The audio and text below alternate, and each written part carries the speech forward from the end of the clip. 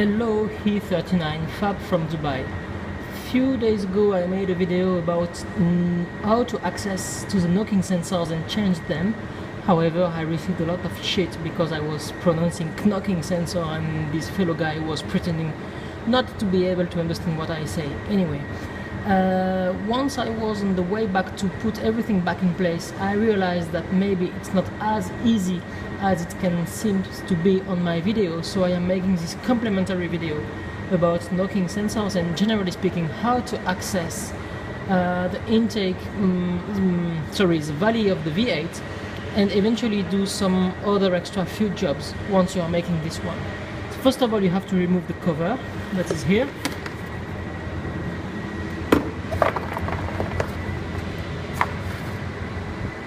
Then you have to remove this by rotating quarter up and pull it out. In my case, it has been broken by the previous owner because he was not patient. And God knows that the first advantage in mechanics, the first quality to have is to be patient. Then you should find an installation looking pretty much like that, with the fuel line running all around. You have to disconnect from the electrical boxes the knocking sensor that is going to be plugged here, the camshaft position sensor that is connected there.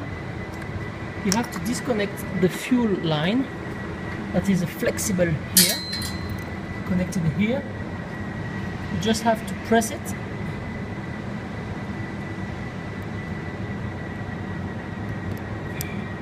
Like that, and you can pull and disconnect. You have also to remove some connections at the back of your manifold, so you have one yellow cable running from this reservoir here being connected up there. You just have to pop it out. Same story for this Y-shaped pipe. You just have to take it out. You have then to remove the intake system and the resonator. You remove the filter, you remove the MAF, you disconnect the MAF, you remove the resonator. You have also to remove where it is. Okay, yeah, this one that is normally running all this way until the front. You have to take it out and to remove it. You have another one just below here. As you can see, I broke this one, so you have 1, 2 on the resonator. Then you can take the resonator out and put everything out. What I recommend you to do once you are at this level, remove your fuel line and injectors. How to do? Then you have an injector that is being positioned pretty much like that. Okay, fuel line is like that, and the electrical box is supposed to be there, like that. Here we go, plus or minus. You have to dismantle a staple that is here. That is, sorry. You have to dismantle a staple or pin that is here, taking the injector like that. Clack. Okay, so imagine your injector is here and the staple is like that.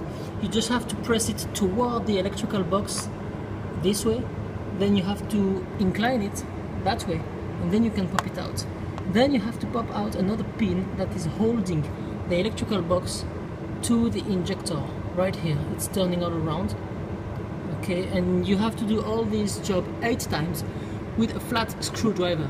Once you are at this level, you can remove your fuel line, and if it was hard to remove, it means that your O-ring on your injectors are dry and hard and needs to be replaced. If you have to replace them, better to change 16 of them, the bottom O-ring and the top O-ring. My other piece of advice, bring it to the nearest Bosch center for a service. What I did, they charged me like 525 dirhams it's pretty much maybe like $130 or 100 euros. I think it's a useful expense. Then they will repair it, change the microfilter that is inside, change the top O-ring, the bottom O-ring, and change also this yellow plate that I broke when I tried myself to change the O-ring of my injectors. You will also receive a report like that. So you see a test report before cleaning and servicing, test report after cleaning and servicing. You see that you have here regularity. You have also no more leakage. Leakage can mean over consumption of petrol, but it can also mean that when you are on the phase of depression inside your combustion chamber, you can have some air that is being too much absorbed, and same problem can happen on the phase of compression. However, it can lead to a bit of loss of compression and finally loss of performance. It maybe look like nothing, but since we are dealing with performance engine, there is no room for detail. I mean, we want to make good job. So once you are at this level, you need to take a 13mm tool to remove 10 bolts that are holding the manifold onto the valley pan. You have 10 bolts, 1, 2, 3, 4 and 5 on each side. You can remove then the manifold and access the knocking sensor, access the valley pan, check if you have any leakage on the coolant that is running all in the middle.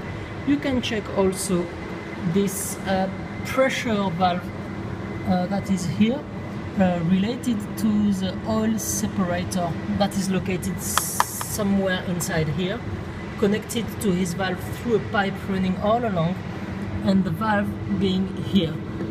What you can do, you can either change this full piece, like that, this full piece, or just change this piece here by taking a flat screwdriver, popping it out. You will find an orange skin that is probably damaged. You can change it, it's not very expensive. Then you can put everything back in place. Put back in place the manifold, tighten it. The torque is 25 Newton meters. However, if you are smart enough, you should be able to feel the torque on your hand. Reconnect the electrical box, reconnect the air system, air intake system, some connectors after changing knocking sensors, after changing camshaft position sensor. It's not a very expensive job, better do it once you are making such a big job. Service your injectors. I think it's really something that you want to have it done because they clean it also with ultrasound. Put everything back in place and enjoy your ride. Nothing new for now. Just take care not to break everything. Stay dirty. Have a good day. Bye bye.